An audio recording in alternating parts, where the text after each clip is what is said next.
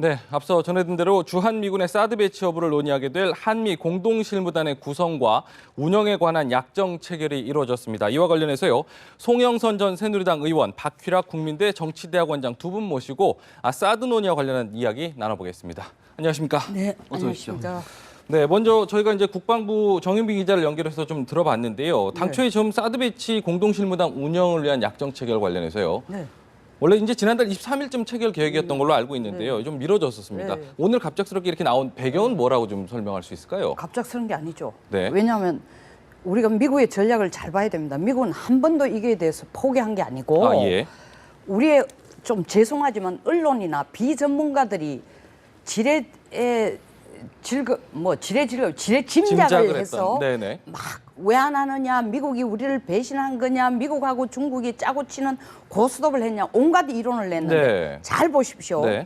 미국은 단 한 번도 이걸 포기한다는 게 아니고 예. 미국의 전략은 처음부터 끝까지 일관성 있게 네. 유엔 제재 결의 합의 선 유엔 제재 결의 합의 후 사드 배치입니다. 네, 네, 네. 왜 그러냐면 23일 날 케리가 뭐라고 했냐면 네. 비핵화하면 사드 필요 없다. 이건 누구 보고 한 얘기입니까? 북한이 아니고 중국 보고 하는 얘기입니다. 예. 비핵화 되도록 한번 끌어내봐라. 예. 그것뿐만 아니라 그 다음날 스케페르트는 또 미 의회에 가서 무슨 얘기를 합니까? 일주일 내에 우리가 실무회의를 하겠다. 전혀 안 맞는 말 같죠? 예. 그러나 사실은 일관성을 갖고 또 뭐라고 얘기했냐면 예. 우리가 막 기자단들이 얘기하니까 미국 측에서 사드를 우리가 배치하는 것을 협의하는 걸 합의했지 그렇죠. 배치하는 건 합의 안 했다. 그런 얘기했었죠. 그러나 우리가 그만둔다는 얘기는 절대 안 했거든요. 네. 그다음에 또 러셀 차관보가 26일 날 대통령을 만나고 나는데 한 얘기가 뭡니까? 한미 간의 동맹 문제에 대해서는 중국이 감나라, 물론 감나라 대추나라는 용어는 안 썼지만 간섭할 문제가 있다. 네. 일관성을 딱 보면 선 유엔 제재 합의안 네. 도출 후 사드 배치입니다. 예. 이 사드 배치가 지금 표면으로 떠기는 북한 핵 문제 때문에 갑자기 뜬 것 같지만 예. 벌써 2014년부터 문제가 제시가 된 거거든요. 그랬었죠. 그 전부터 됐지만 2014년 6월달 노동 미사일이 사거리 1,300km를 650km로 줄여가지고 더 고고도로 쏘는 걸 보고 네. 미국이 그때 결심을 이미 한 겁니다. 네. 그러니까 새삼스럽게 시청자들이 놀랄까 아니면은 국민들이 이 미국이 속이는 건가 아니면 미국 중국이 짜고 치고 우리를 뒷발로 한불 밀어내놨다가 지금 이 짓 하는가 절대 아닙니다. 예. 미국은 처음부터 일관성을 가지고 선 유엔 제재 합의 도출 네. 후 사드 문제 네, 추진. 그럼 미국의 입장에서 이렇게 얘기를 해왔다면 우리 그동안은 말씀하신 대로 네. 우리만 중국하고 미국 사이에서 낙동강 오래할 신세 아니냐 이런 비판까지 나왔었는데 이게 일관된 그 노선을 가지고 얘기했다라는 건데 그럼 우리나라의 그 외교 당국이라든지 뭐 국방 당국에서 핸들링을 좀 잘 해왔다라고 평가를 좀 하실 수 있는 건가요? 이 정도면? 저는 뭐 우리 송 의원님 말씀처럼 네. 언론하고도 일부 비전문가들이 계속적으로 이 추정, 점쟁이처럼 그냥 해서 여러 가지 논란이 일어나지 우리나라 정부도 마찬가지 미국과 똑같았다고 생각을 합니다. 예. 뭐 다만 제가 생각하는 거는 제재안이 발표되는 시점은 조금 고려한 것 같습니다. 가급적이면. 네. 근데 저는 뭐 이제 한 가지 좀 이제 앞으로 좀 이제 문제가 이제 사드 같은 것도 굉장히 중요한 무기거든요. 네. 이제는 우리 무기에 대해서 뭐 언제 협의한다, 언제 배치한다, 어디에 한다 이런 건 조금 비밀로 좀 할 필요가 있어요. 네. 이제 뭐 우리 군사 무기는 그 자체로서도 위력이 있지만 예. 그걸 NCND라고 하는데 그것이 네. 배치되는지 어디 네. 배치되어 있는지 어떤 위력인지 모르도록 하는 것도 굉장히 그 위력이 있거든요. 네. 따라서 뭐 국민들께서 알고자 하는 그 마음은 충분히 이해합니다만은 네네. 국가 안보가 더욱더 중요하기 때문에 이제 네. 이 부분에 대해서는 이제 우리 군 또는 뭐 한미 동맹에 맡기시고 네. 좀 신뢰해 주셨으면 감사하겠습니다. 그러면 지금 박 교수님 말씀에 제가 안 뛰어들 수가 없는 게 네. 너무나 당연하신 말씀을 했기 때문에 제가 꼭 이 말씀을 드리고 싶습니다. 왜냐하면은 일본이 2006년 아오모리에 벌써 사드 배치했습니다. 네. 레이더 배치했어요. 예. 2013년에도 배치했습니다. 네. 일본이 어떤 국가입니까? 전 세계에서 핵 피해국으로서 핵에 대한 혐오증이 제일 큰 나라인데도 네. 이 문제에 대해서 단 한마디 반대 견해가 안 나왔습니다. 예. 왜? 두 가지 이유입니다. 국익 앞에서 똘똘 뭉친다는 거고 네. 두 번째, 이 문제를 가지고 여론을 SNS에서 떠들도록 던져놓지 않았다는 네. 겁니다. 일본이 바보라서 그렇습니까? 아닙니다. 정말 지금 박 교수님 중요한 문제를 지적했는데 국민의 알 권리를 국가 안보보다 더 먼저 주장한다는 게 현명한 거 아닙니다. 그러면 이 부분에 대해서는 좀 기밀하게 아니 일단 국방부를 믿고 예. 청와대를 믿고 정부가 그런 정책을 낼 때는 다 나름대로 고심이 있고 방법이 있다는 걸 일단은 믿어주고 믿어줘야 된다. 그리고 예. 이런 걸 가지고 불필요한 국론 분열의 하나의 이슈로 삼는다는 거는 자멸이에요. 네. 그러면 이 상황에서요. 저는 한 가지 더 궁금한 게 일단은 말씀하신 대로 선 제재 후 배치 네. 문제였습니다. 네네. 그러면은 앞서서 그 유엔에서도 얘기할 때 주중 대사 같은 경우도 러시아도 그렇고요. 네네. 반대하는 의견을 계속 얘기하고 있지 네네네. 않았습니까? 근데 네. 이번에 이런 이야기가 논의가 시작되면 네. 중국이나 러시아의 반응은 어떻게 나올지도 궁금하거든요. 중국 바로 우다웨이가 벌써 머리를 딱 쓰고 하는 얘기가 네. 유럽제나 이스라엘제 갖다 놓으면 네. 어떻냐 하거든요. 예. 안 됩니다. 안 되는 이유가 있습니다. 사드의 가장 핵심은 상호 호환성입니다. 네. 정보를 확보해가지고 같이 그것을 미사일 요격 체제로 연결시키는 이 상호 호환이 돼야 되는데 결국 일본은 벌써 이 체제를 갖추고 예. 우리가 갖춤으로써 북핵에 대해서 한미일이 협조할 수 있는 체제가 궁극적으로 이제 이루어지는 건데 예. 이스라엘제나 유럽제를 가져오면 뭐가 안 되느냐 하면 정보를 확보할 수는 있을지는 몰라도 예. 그것을 요격 체제에 연결하는데 문제가 있다는 시스템이 거죠. 다른 거군요. 시스템이 다릅니다. 네. 그러니까 우다웨이가 머리를 탁 쓰고 하는 얘기가 사드 배치 반대 안 한다. 근데 아, 예. 유럽제나 이스라엘제 갖다 놓으면 어떠냐. 국민들 정말 이것과 속으면 안 됩니다. 중국이 반대하는 가장 궁극적인 목적은 북한 자기들에게 위협이 된다라는 얘기의 문제가 아니고 네. 그보다 더 큰 거는 한미일이 북핵에 대해서 공동 연대를 만드는 것을 철저하게 막잖아. 네, 그러면요. 지금 일단은 어찌 됐든 결과적으로는 우리 국익에 얼마나 유리한가 이 부분을 좀 고민해야 되는 거 아닙니까? 국익과 안보에 관련해서 사드 배치 자체에 대해서 좀 궁금한 게요. 우리 국익과 안보를 위해서 꼭 필요한 건지 다시금 한번 좀 궁금해지거든요. 예, 당연히 필요하죠. 제가 조금 이제 군사적으로 좀 볼 필요가 있어요. 지금까지 예. 너무 막 사드를 갖고 이제 국제 정치적으로 많이 얘기했는데 네. 사드는 육군 무기입니다. 미 육군. 육군은 네. 전략적인 무기를 갖지 않습니다. 네. 근데 이제 조금 이제 군사적인 걸 한번 제가 얘기해 보겠습니다. 예. 군사적으로 전장 기능이 있어요. 6대 전장 기능이라는 예. 게 이제 기동, 부대 움직이는 거, 네. 화력, 그다음에 지휘 통제, 정보, 전투 근무 지원, 그다음이 방호입니다. 방호. 예. 부대는 군사 작전을 할 때 항상 보호가 돼야 된다는 네, 거죠. 그래서 저희들은 방독면도 쓰고 있고 그런데 북한은 한 1000기 정도의 탄도 미사일 갖고 있지 않습니까? 그로부터 주한 미군을 방호, 네. 프로텍션 하기 위해서는 예. 사드가 필요합니다. 아까 송 의원도 말씀하셨지만 예. 조금 이제 고고도로 쏠 때는 무방비 상태가 되기 때문에 그렇습니다. 네. 그래서 그거를 위해서 주한미군이 필요한 거죠. 근데 주한미군이 이제 보호받는 게 왜 중요하냐. 만약에 주한미군이 보호를 받지 못하면 네. 미국 대통령의 입장에서 주한미군 사령관의 입장에서 태평양 사령관의 입장에서 어떤 결심을 내리겠습니까? 당연히 안전한 곳으로 이동을 시킬 겁니다. 예. 일본이든 괌이든. 예. 제가 한번 그런 일본 국방부에서 이런 문기를 본 적이 있어요. 일본이 왜 이 미사일 방어망을 강화하는가? 네. 그 목적은 주1 미군 기지를 보호하기 위한 거다. 왜? 자기들이 주1 미군 기지를 보호해 줘야 예. 미군이 공세적인 임무, 예를 들어 센카쿠에 예를 들어서 이제 중국하고 어떤 충돌이 일어났을 때 네. 미군이 자유롭게 작전할 수 있다는 거죠. 네. 그러니까 미군이 공세적인 임무에 전념할 수 있도록 자기들이 보호해 줘야 된다는 예. 거거든요. 근데 사실은 이제 우리가 보호하지 못하지만 주한미군 자체가 보호된다는 것은 네. 이 한반도의 기지가 더욱더 안전하다는 것이고 예. 이 안전한 기지를 중심으로 북한이든 또 다양한 임무에 대해서 공격적인 작전 또 적극적인 작전을 할 수 있다는 거죠. 네. 따라서 굉장히 중요한 거죠. 그게 어떻게 보면요. 사실은 네. 이렇게 받아들이기에 어떻게 어감 차이여서 그런지 네. 몰라도 주한미군을 보호하기 위한 거라고 네. 얘기를 하시기 때문에 네, 네. 이게 주한미군 보호하는 거지 우리 국민 보호하는 거냐 이런 지금 박 교수님 네, 네. 얘기는 네. 주한미군만 보호하는 게 아니라 그렇겠지만요. 일차적인 예. 거는 우리를 북핵으로부터의 억제를 해주고 북핵의 소위 말하는 발사 의욕을 의지하는 겁니다. 네, 네. 그리고 그러나 후차적이지만 동시에 주한미군 자기 나라 사람 목숨이 안전히 유지 안 되는데 미군이라고 무슨 가만히 있겠느냐. 산타크로스입니까?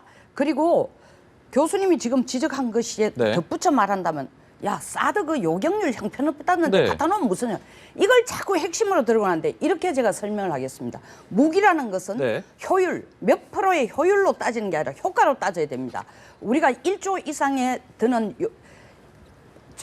이지삼 네. 해상에서 소위 말하는 사드라고 할 수 있는 해상에서 가장 강력한 무기라는 걸 1조 이상으로 구축을 해가지고 배 위에 던져놓고 네. 참 물 위에 던져놓고 하루에 수백만 원씩 기름을 쓰고 전쟁도 안 하고 있는데 네. 좀 미친 짓 아니야. 미친 짓 아닙니다. 우리가 이지스함을 구축해가지고 바다 위에 던져놓는 순간 북한은 한 번도 해상전을 시도를 감히 안 하고 있습니다. 네. 99년, 2002년 끊임없이 하다 이제는 밑으로밖에 안 들어오는 거예요. 예. 물 밑으로. 그만큼 억제력이 있다는 사드도 마찬가지입니다. 예. 이걸 설치해 놓은 이상은 김정은이가 쓸데없이 이 버튼을 자꾸 누르고 장난질을 안 한다는 겁니다. 네. 꼭 우리가 핵을 가지고 맞아야만 우리가 위협이 되는 게 아니라 그 말이 있을 때마다 우리의 주식시장, 경제, 국민의 민심이 다 흔들리는 거예요. 그러니까 가장 중요한 이걸 왜 방어적인 무기라 하는가? 네. 능동적인 억제. 다시 말하면 네가 한 방 쏘면 나는 두 방으로 네를 맞출 수 있다라는 위협감을 주기 때문에 이것이 필요한 거예요. 네, 그러니까 효율보다- 능동적 억제. 효율만큼보다는 효과를 기대할 수 있기 효과라는 건 무슨 용도에 의해서 100% 네. 소위 말하는 영어로 표현해서 미안한데 functional presence에 있는 것. 집안에 큰 할아버지가 나이 많은 할아버지 담배 때 물고 안방에 앉아 계시면 꼬마들이 못 뛰어다닙니다. 네. 그와 같은 역할. 네. 그리고 실제 성능 자체도 굉장히 좋습니다. 네. 지금 이제 뭐 정확한 이걸 기밀이기 때문에 잘 나오지 않지만 예. 이제 팩3 같은 경우에 대략 한 70 내지 80%라고 네. 여행률이. 네. 근데 사들 한 90%가 넘는다고 그럽니다. 네. 상당히 검증이 됐고 이게 그 30년 가까이 추진해온 그런 예. 무기 체계이기 때문에 그래서 일부에서 뭐 사드 그럼 실전에서 점검되느냐 그렇게 얘기하는데 그러면 전 세계가 갖고 있는 모든 무기가 실전 점검됐습니까? 네. 이 이상적인 필요한 실전 같은 동일한 상황에 점검을 하기 때문에 네. 지금까지 뭐 13번을 다 성공했고 11번은 그 요게 이제 성공한 거기 때문에 네네. 굉장히 신뢰성 있는 무기고 네. 또 아까 이제 사거리가 좀 이제 있기 때문에 네. 200km 정도가 되기 때문에 주한 미군을 보호를 하지만 네. 동시에 그 인접이 우리 국민들 다 보호가 되고 또 이제 우리가 사드 운용하는 걸 보면서 네. 우리도 좀 더 구매를 해야 되겠다. 그러면 이제 우리 거만 다 하지 말고 주한 미군 사드는 이쪽을 담당해라. 네. 그럼 우리는 이쪽으로 할게. 그럼 우리가 또 돈 또 절약할 수가 있고 분담을 할수 예, 있다는 그렇죠. 거군요. 그러면서 이제 우리 그럼 사드에 의해서 또 팩3에 의해서 그럼 네. 뭐가 또 필요할까? 네. 이렇게 해서 같이 함으로 해서 좀 적은 돈으로 큰 효과를 거둘 수 있죠. 그런데 이제 궁금한 거는요. 일단은 말씀하셨듯이 이런 일단 두 분께서는 사드 자체의 필요성을 강조하시고 안보를 위해서는 분명히 필요한 부분이라고 강조를 하시는데 전자파 얘기 나오지 않습니까? 네네. 지금? 전자파에 대한 우려에 대한 좀 설명을 좀 해주셔야 좀 이해가 네네 될것 같아요. 해드리겠습니다. 진짜 해드리겠습니다. 네네. 제가 하와이 5년을 살았지 않습니까? 예. 하와이의 엑스레이드 밴드가 소위 말하는 4,800km를 볼 수 있는 엑스레이드 밴드가 미국에서 2005년부터 배치된 거 하와이 펄하버. 네. 펄하버가 어디입니까? 진주만이 전 세계에서 가장 인기 있는 관광지 중에 한 곳입니다. 예. 하와이는 관광 수업으로 사는 데입니다. 네네. 연간 1,000만 이상의 이 관광객들이 거기를 방문을 해요. 예. 전자파 겁나가 어떻게 갑니까? 그럼 미군이 오는 1,000만의 관광객을 다 속이는 겁니까? 네. 다시 말하면 택도 없는 걱정을 하고 있다는 거예요. 아니 그렇다면 우리나라에서는 좀 배치가 논의되는 지역 같은 경우도 보면 네네. 대구나 원주나 뭐 이런 지역 같은 경우 보면 이게 괴담이죠. 괴담이죠. 네. 그 전자파 걱정하기 전에 네. 병원에 가가지고 엑스레이 그만 찍으라 하세요. 그것보다 적다라는 엑스레이 거군요. 한 번 찍는 게 얼마나 위험한지 알아요? 이러면 네. 의사들이 날 싫어하겠지만 사실이에요. 네. 엑스레이 한 10번 찍는 것보다도 이 전자파는 사실은 무슨 5.3kg까지는 위험하다 한데 그것도 실제로 이 레이저를 낼 때이고 5.3kg도 수평이 아닙니다. 고공을 향했으니까 우리 생활에 이것이 직접적 영향을 준다 하면 하와이에 그걸 펄하브에 세워놓으면 안 되죠. 우선 저는 항상 그런 얘기하는데 네. 크기가 우리 네. 국민들께서는 막 이제 뭐 이 사드니까 워낙 대단한 무기고 그래서 막 빌딩과 같은 레이더를 생각을 하시는데 일단 규모 자체가 상상이 규모 안 됩니다. 자체가 9.2제곱미터입니다. 네. 부단한 9.2니까 둥근 올가 버스 한 대 정도입니다. 예. 제가 네. 그런 얘기는 버스 한 대에서 그렇게 강력한 전자파가 나온다면 그러면 그 전자파 그걸로 무기를 만들자. 네. 그렇지 않습니다. 그렇지 네. 않고 한 100m 정도가 유해 지역 거기 가서 죽는 것이 아니라 네. 좀 유해하다는 거. 그것도 이제 월로 가니까 이제 네. 괜찮고 지금 실제로 이제 팩2가 지금 120m입니다. 안전거리가. 네. 그리고 지금 우리가 운영하고 있는 그린 파인 레이더가 한 300m가 되고요. 네. 따라서 그 전자파는 이제 문제가 안 되죠. 특히 이제 요즘은 무기가 미군의 무기와 이제 공산군의 무기가 그게 다른데 미군은 인체에 대한 그런 그 영향을 계속 강조하기 때문에 네. 전혀 그런 그게 없고 괌에서 제가 영양 평가서를 본 적이 있습니다. 예. 괌은 지금 임시로 갖다 놨다가 그것을 영구적으로 주둔시키는 방향으로 한 건데 거기 영양 평가서가 나온 게 있습니다. 예. 거기 전혀 무해하다. 그리고 거기에 100m가 분명히 나와 있습니다. 저는 일부에서 진짜 뭐 괴담이라면 괴담이신데 사실 뭐 저희들 광우병이라는 괴담이 많았지 않습니까? 그죠? 그래서 국민들께서 조금 이 동료 안 하셨으면 좋겠고 네. 저는 사실 뭐 저도 대구가 고향입니다만 대구 국민들이 그런 걸 알아보지도 않고 얘기할 때 좀 부끄러웠습니다. 사실은 대구 같은데 배치를 하면 좋죠. 오히려 북한이 핵미사일로 거기는 소재 못할 거 아닙니까? 그죠? 네. 그래서 이런 점에서 네. 좀 더 사실관계 빠진다. 한 가지 조금 추가를 한번 해보겠습니다. 제가 이제 어떤 것이 맞느냐 안 맞느냐 믿을 때는 그 사람의 과거 주장이 뭐냐를 봐야 되지 않습니까? 예. 지금까지 일부에서는 전부 이것이 뭐 중국 ICBM을 요격할 수 있다. 중국의 모든 걸 샅샅이 들어볼 수 있다. 돈을 우리가 내야 돼. 성능도 행편없다. 네 가지를 얘기했습니다. 네. 이 네 가지 중에서 맞는 게 어디 있습니까? 없다라는 거군요. 예, 그렇다면 전자파도 저 사람들 주장이 과장됐을 것이다. 이렇게 좀 생각해 주시면 사드 배치 반대를 위한 주장이다. 그렇죠. 전자파를 그렇게 걱정하면 핸드폰 쓰지 마십시오. 네. 핸드폰에서 나오는 전자파는 왜 걱정하나? 네. 이 전자파를 얘기하면서 핸드폰 전자파 얘기 안 하는 사람 마치 누구와 같더냐면 우리나라 원자력 발전소는 유해하니까 짓지 마라. 그러나 북한 핵 미사일은 우리에게 직접적인 위협이 아니니까 괜찮다 하는 논리하고 똑같은 거예요. 규모가 다르기 때문에 아마 그런 우려를 하는 것도 아닌가 싶은 생각도 좀 드는데. 매일 쓰는 것. 네, 네. 알겠습니다. 그럼 다른 주제를 좀 한번 다음 얘기를 좀 나눠보면요. 일단은 오늘 아침에 김정은 국방위원회 제1위원장이 안보리 대북 제재 이후에 첫 반응을 좀 내놓은 것 같아요. 네. 실전 배치한 핵탄두를 언제라도 쏠 수 있게 준비해야 된다. 이거 능력이 되면서 하는 얘기인가요? 아니면 일부러 하는 얘기인가요, 이거? 일단 이렇게 말해야지 자기 할 말이 어디 있습니까? 네. 전 세계가 너 죽이겠다. 너 핵 포기 안 하면 너 죽이겠다 하는데 네. 자기는 5월달 지금 노동당 대회를 놔두고 있는데 네. 자기의 위신이 반듯해야 될 거 아닙니까? 네. 자기는 누굽니까? 김정은은 유일영도체대. 유일영도체대라는 건 바로 유일이라는 용어는 사람에게는 안 씁니다. 오직 신에게만 쓰는 용어예요. 자기가 신인데 전 세계가 신을 향해서 하잘것없는 인간들이 신을 향해 지금 위협을 공격하고 한다. 있으니까 네. 어디 감히 이거예요. 이거 준비하면 되겠지만 이 준비하지 못하도록 우리가 돈줄을 끊겠다는 거 네, 아닙니까? 네. 그럼 실제적 위협은 실제적 위협은 제가 볼 때 방사포나 해안포 이런 것 가지고 계속 우리를 위협을 줄 겁니다. 네, 네. 그러나 그것도 서해 방사포, 해안포도 서해에 이때까지 하던 것이면 서해에 한정된다는 얘기는 국지전의 냄새를 피우면서 네. 도발을 할 거라는 네. 거죠. 그러면요. 어제도 이제 동해로 6발 발사하지 않았습니까? 이게 지금 다음 주에 어쨌든 한미 연합 군사 훈련도 예정돼 있는데 이런 상황이라면 계속해서 이런 도발 행위가 좀 당분간 이어진다라고 좀 전망할 수 있겠죠? 예, 저는 조금 이제 도발과 저쪽에 뭐 미사일이나 핵실험하고 좀 구분을 해볼 필요가 있다. 도발은 사실 우리한테 공격하거나 뭐 하는 것이고요. 네. 이거 시험 발사하는 건데 조금 하여튼 이제 우리 군대는 항상 이제 최악의 상황을 대비하는 거니까. 네. 그러면 300mm 방사포에 이제 그걸 쏘면서 핵 기습적인 핵 공격도 얘기했다는 것은 네. 이 방사포를 통해서 핵무기를 사용할 가능성은 없는가에 예. 대해서 한번 저희들은 좀 의문을 제기해 봐야 된다고 생각합니다. 예. 그걸 뭐 군대에서는 PIR이라고 그래서 최우선적인 정보 요구라고 합니다. 네. Primary Intelligence Request라고 그래서 지휘관이 정보 참모한테 이런 측면의 가능성이 있는지 한번 봐라 했을 때 제가 오면서 우리 천무가 230mm인데요. 네. 그게 이제 탄두 무게가 120kg더라고요. 네. 그러면 300mm면은 한 이제 탄두 무게가 한 150 내지 200 가까이 된다는 건데 지금까지 우리는 탄도 미사일 그러니까 장거리 미사일에만 이제 실어서 이 쏘는 그것만 생각했는데 예. 과연 방사포 300mm의 핵 무기를 실어서 쏠 수는 없는가? 예. 사실 뭐 미국 같은 경우는 뭐 우리도 옛날에 이제 뭐 155mm 포로도 이제 다 이제 쏘고 그랬거든요. 네. 그것을 소위 이제 전술 핵무기라고 그럽니다. 네, 네. 과연 북한이라면 그걸 시도할 수 있지 않겠는가? 네. 그래서 그것이 사실일지 아닐지는 모르지만 저는 우리 정보 당국에서는 그 가능성 네. 우리가 지금 탄도미사일 방어를 열심히 하고 있는데 네, 네. 이제 방사포로 이제 바로 쏴버린단 말이죠. 예. 그러할 가능성도 저는 점검해 봐야 된다고 생각합니다. 최악의 경우를 좀 상정해 볼 수 저는 있어야 될 텐데요. 어제 쏜 것은 방향을 잘 봐야 됩니다. 네. 원산서 동해 쪽으로 네, 쏘거든요. 사실은 우리를 향한 게 아니고 아무리 실험을 해도 일본을 향한 거예요. 그러니까 일본이 지금 사실은 한미일 삼각관계를 끌어가는데 일본이 소리는 없지만 가장 주도적인 역할을 하고 예. 중국이 볼 때는 일본이 제일 꼴보기 싫은 짓을 지금 하고 있는데 네.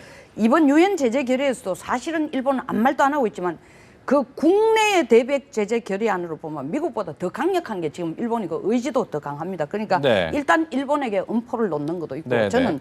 방사포를 통해서 교수님이 예측한 것처럼 뭐 네. 그걸 핵무기를 쓸 가능성 상대적으로 좀 낮다고 생각하지만 예.